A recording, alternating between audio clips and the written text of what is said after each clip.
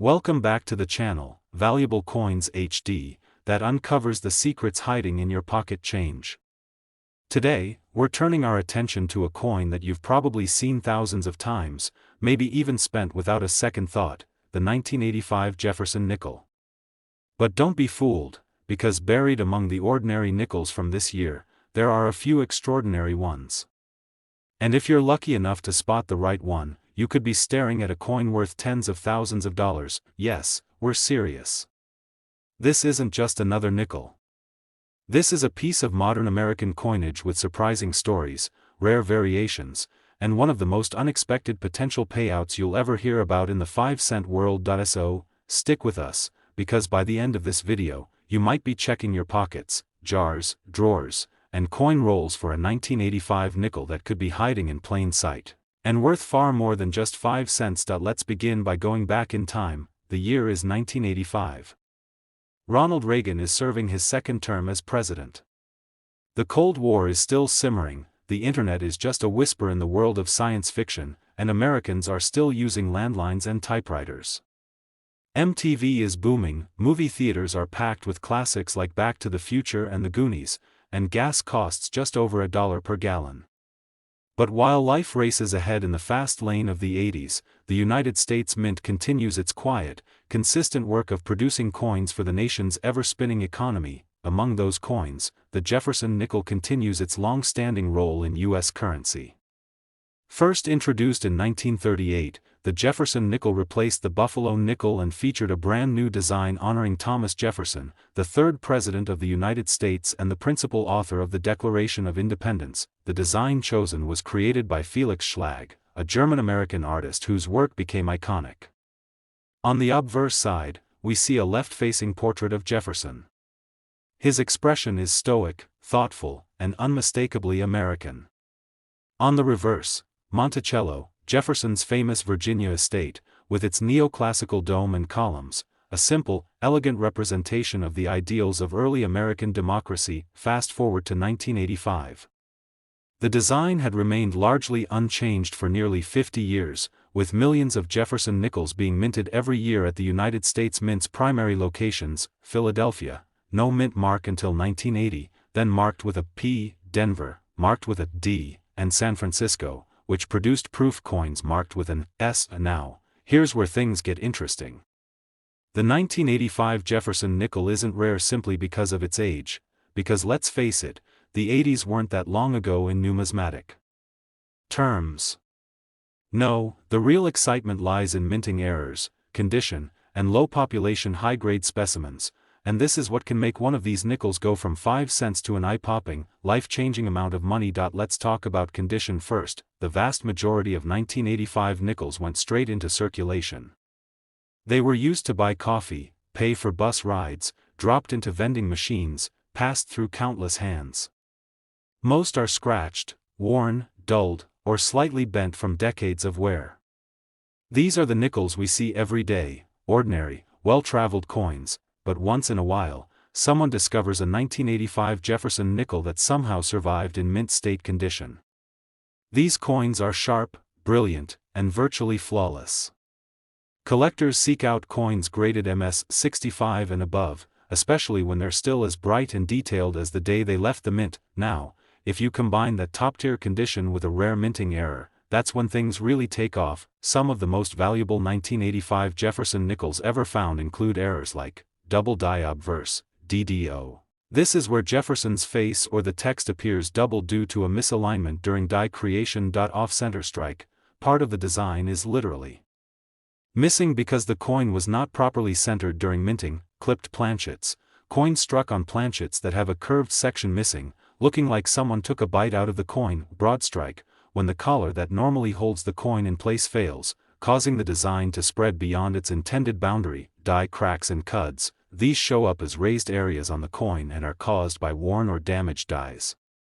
Even small anomalies, such as a slightly rotated die, a filled mint mark, or unusual wear patterns, can drive up interest among serious collectors. But wait, there's more. In the case of the San Francisco Mint's 1985 S-proof nickels, which were not meant for circulation, there are additional factors at play. These proof coins were struck with special dies and polished blanks, making them appear more mirror-like and precise. Occasionally, these high-detail coins also feature strike-through errors, or even packaging mishaps, making them rarer and more desirable in their original government-issued packaging. Here's another thing to keep in mind: population counts. Not every rare coin is rare because of how it looks. Sometimes, it's rare because only a few of them exist in a perfect grade. For example, if a 1985 Jefferson nickel is graded MS 67 or higher, and there are only a handful known in that grade, the value skyrockets. Coin collectors and registry set builders, who aim to build the finest known collection of a coin series, will pay a premium to outdo each other for one of those top-graded pieces. So what does this mean for you? It means that even though the 1985 Jefferson nickel was produced in large numbers, the exact combination of mint mark, grade, and possible minting error can make it incredibly valuable. And the best part? These aren't locked away in museums. They're out there. Still in circulation. Still hiding in coin jars, boxes of rolls from the bank, estate sales, old purses, and forgotten drawers. So, what should you do? Start by checking your change. Look through those coin rolls. Pay attention to the small details. Look for sharp strikes, unusual markings, mint marks, and coins that seem off. If you spot a 1985 Jefferson nickel that looks different or unusually well preserved, don't toss it aside. Don't clean it. Never clean a coin, it can damage it and lower its value significantly. Instead, store it in a coin flip, a 2x2 holder, or even a soft cloth inside a small box. Next, consider having it professionally graded by PCGS or NGC. These organizations will authenticate your coin, grade it, and encapsulate it in a tamper-proof holder. And if your coin is truly rare or in pristine condition, that certification can make all the difference when it comes to value. So here comes the moment you've been waiting for: how much could one of these 1985 Jefferson nickels actually be worth? Well, if you're lucky enough to find a 1985 Jefferson nickel with a rare error, from the right mint, preserved in exceptionally high condition, and professionally graded, you're not just holding an ordinary piece of American currency anymore. One such coin has been valued and sold for an astonishing $80,000. That's right. A 5-cent coin. Worth $80,000. Today, we're diving into one of the most common coins in America, or so it seems. It's the 1964 Jefferson nickel, a 5-cent coin that millions of people have handled, saved, or spent without a second thought.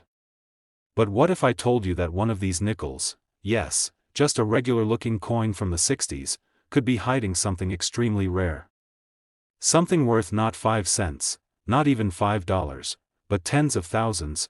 Before you toss that old nickel into a vending machine, or let it disappear in the bottom of a drawer, you might want to hear this entire story, because by the end, you'll see why one of these seemingly ordinary coins could change your life. Let's take a trip back in time.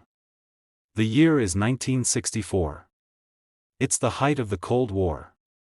Lyndon B. Johnson is president. The civil rights movement is in full swing. The Beatles have just arrived in America, and the Vietnam War is escalating.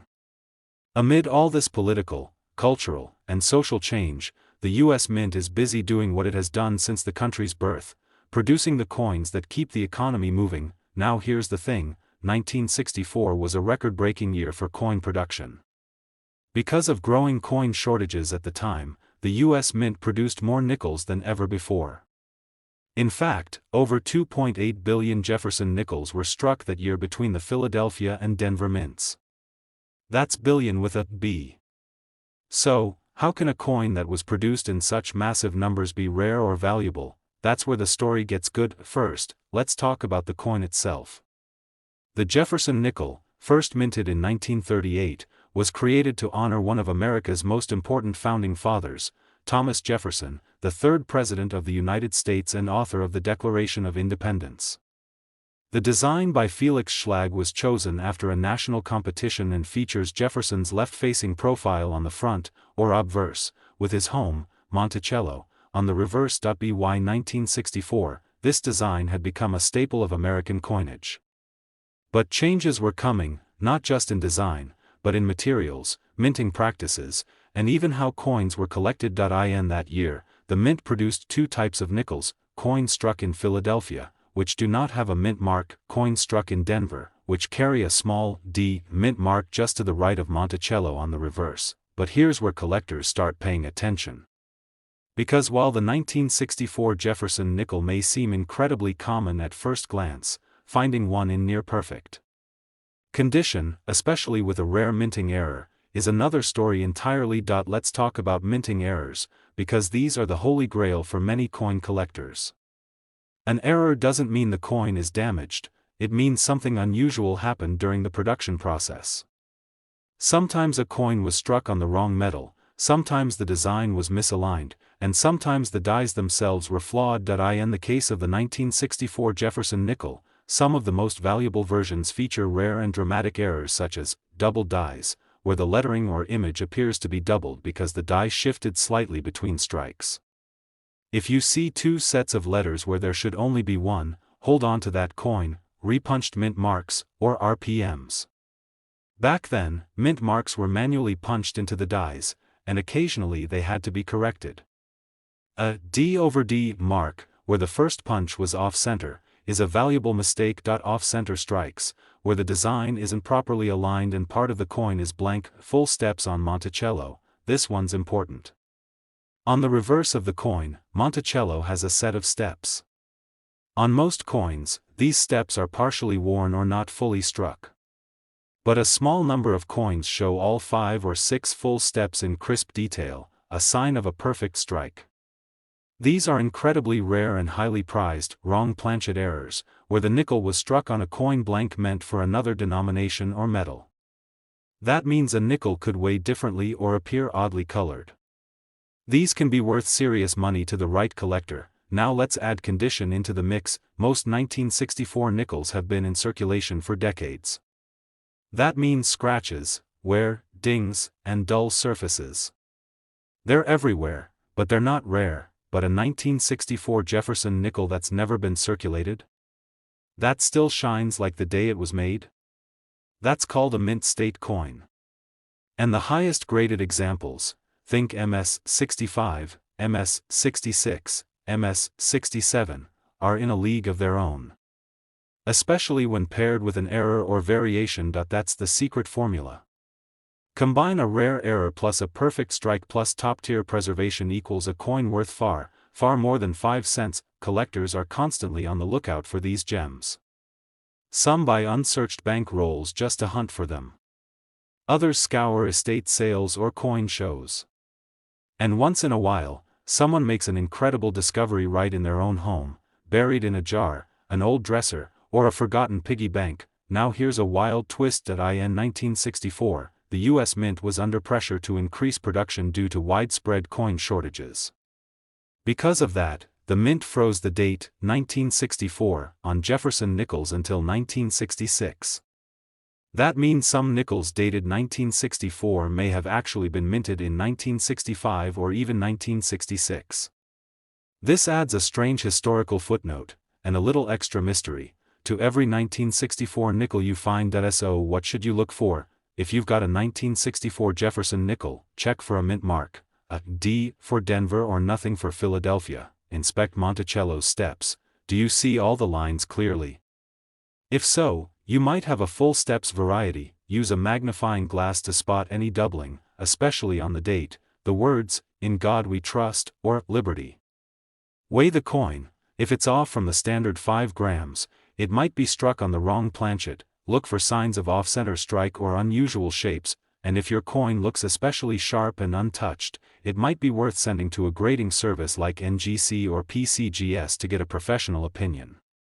Those services not only confirm authenticity, but they also seal your coin in a tamper-proof holder with its grade and potential value certified. Now for the big reveal. If you find a 1964 Jefferson nickel in exceptional condition, with full steps, or featuring one of the rare mint errors we've discussed, and it's professionally graded, you could be looking at something far more valuable than anyone would expect from such a humble little coin. In fact, one of the rarest 1964 Jefferson nickels ever discovered, featuring a rare full step strike and mint error combination, was valued at an incredible $90,000, yes, you heard that right, $90,000, for a 5-cent coin. That's more than many people make in a year. More than most cars. Enough to change someone's life, all from a nickel that most people would never even bother to glance at twice. Today, we're exploring one of the most unassuming coins in American history, the Jefferson nickel. But not just any Jefferson nickel. We're taking a closer look at a specific one, the 1974 Jefferson nickel with mint mark. Now, most people look at a nickel and see, well, 5 cents. Something that disappears into your change jar, gets handed over at the gas station, or maybe ends up forgotten between the cushions of your couch. But what if I told you that one specific version of the 1974 Jefferson nickel could be worth thousands, and possibly life-changing money? Yes, it sounds unbelievable. But stay with me. Because by the end of this video, you might be rushing to check every coin jar, wallet, or piggy bank in your house, because one of these small, silvery coins might just be hiding a rare and valuable secret. To really understand what makes the 1974 Jefferson nickel so fascinating, we first need to talk about the coin itself, its history, design, and how it fits into the bigger picture of American currency. The Jefferson nickel was first introduced in 1938, replacing the beloved Buffalo nickel. Its creation came as part of a national competition to design a coin that would pay tribute to Thomas Jefferson, founding father, author of the Declaration of Independence, and the third President of the United States. The winner of that contest was Felix Schlag, whose now iconic design featured a left-facing portrait of Jefferson on the obverse side, and his historic home, Monticello, on the reverse. This design has remained largely unchanged for decades, becoming a familiar staple in American coinage. Fast forward to 1974, a time of cultural change, political upheaval, and economic challenges. President Nixon had just resigned amid the Watergate scandal. Gasoline prices were soaring, and the U.S. economy was entering a period of uncertainty. Against this backdrop, the U.S. Mint continued producing millions of coins for circulation. Among them was the Jefferson nickel, struck in massive quantities at both the Philadelphia and Denver mints. In 1974, the Denver Mint produced nickels with the D mint mark, while those struck in Philadelphia had no mint mark at all. The San Francisco Mint, known for proof coins, also produced a limited number of beautiful mirror-like specimens that were never meant for circulation. On the surface, the 1974 Jefferson nickel might not seem rare. It was produced in large numbers. So, what makes this coin so special? The answer lies in a combination of condition, error types, and specific mint variations that have become highly sought after by collectors today. Let's start with condition. Most coins from the 1970s have seen decades of use. They've been passed through countless hands, dropped, scratched, and worn down. Finding a 1974 nickel that's still in mint state condition, that is, uncirculated and showing no signs of wear, is already uncommon. These are the coins that never made it into pockets or purses. Instead, they were preserved, sometimes by accident, sometimes by collectors who knew what to look for. The highest quality coins, those that earn a grade of MS-65 or higher from professional grading services like NGC or PCGS, are exceptionally valuable. Even without errors, these pristine coins can fetch impressive prices from collectors looking to complete their registry sets with only the finest examples. But now, let's turn up the heat. What takes a 1974 Jefferson nickel from being a solid collector's piece to becoming something truly rare and valuable is the presence of minting errors, unintentional mistakes that occurred during the coin's production. These minting errors are not damage from circulation. They're factory flaws that happened at the U.S. Mint, and because they're authentic, they can skyrocket a coin's value. Some of the most exciting and valuable 1974 Jefferson nickel errors include double die obverse, DDO. This occurs when the die used to strike the front of the coin was misaligned during production, causing letters, numbers, or Jefferson's profile to appear slightly doubled. This is one of the most dramatic and valuable types of errors. Off-center strike. A coin that was not properly aligned when struck by the dies may show only part of the design, with a blank crescent of metal on one side. The more off-center the strike, without losing the date, the more valuable the coin. Clipped planchet. These nickels have a visible piece missing, as if a small bite was taken out of the edge. This can happen when a blank coin is improperly cut from the metal sheet. Broad-stroke errors. When the coin collar, which shapes the edge of the coin, fails, the design spreads beyond its intended boundary. This makes the coin appear wider or warped. Full steps variety, perhaps the most famous Jefferson nickel variant. On the reverse side, Monticello's front steps are often poorly struck. A nickel that clearly shows 5 or 6 full steps is considered a rarity and is incredibly valuable, especially when combined with a high-grade .So. Now you might be wondering, how do I know if my 1974 Jefferson nickel is special? Here are a few steps you can take. Look at the mint mark. Is there a D, or is it missing? Coins from Denver are more common, but both mints can produce valuable examples. Check Monticello. Use a magnifying glass or coin loop to examine the steps. If you can see 5 or 6 fully separated steps without wear, especially in a coin with no circulation scratches, you might have a full steps variety. Search for doubling. Look closely at the words, Liberty, In God We Trust, and the date. If the lettering looks blurry, doubled, or unusual, you may be holding a double die. Weigh the coin. A standard Jefferson nickel weighs about 5 grams. If yours is significantly off, it may have been struck on the wrong planchet, a very rare and valuable error. Consider the color. If your nickel looks unusually shiny or dull, or even discolored, it may have been struck using an incorrect metal alloy or affected by a striking issue at the mint. Now, let's talk about grading. A coin's condition is officially determined by professional grading services. A 1974 Jefferson nickel that receives a grade of MS 67 or higher, especially with a full steps designation or a rare error, becomes a prized asset for collectors. Why? Because even though the U.S. Mint produced millions of these coins, only a tiny fraction still exist in near-perfect condition. Most coins just don't survive 50 years without getting worn down. That scarcity drives value, and collectors are willing to pay handsomely for the best examples. So, let's recap.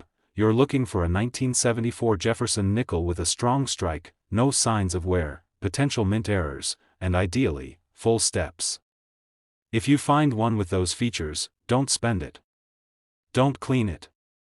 Store it carefully and get it graded. Now, here's the part you've been waiting for. Among the rarest and most sought-after examples of the 1974 Jefferson nickel, those with full steps, extremely high mint state grades, and certain minting errors, one specific coin shocked the numismatic world when it was valued at an astonishing $97,000. Yes, that's not a mistake. $97,000, for a 5-cent coin. Just imagine the excitement of discovering that kind of treasure hiding in your pocket change or an old coin roll. It's not just a fantasy, people have actually found coins worth thousands this way. And with a little knowledge, patience, and luck, you could be next. Thanks for joining us on this fascinating journey into the world of Jefferson nickels. If you enjoyed the video, hit that like button, subscribe to the channel, and don't forget to turn on notifications, because you never know what coin we'll uncover next. And remember, always check your change. Because sometimes, that ordinary-looking coin in your hand might just be extraordinary.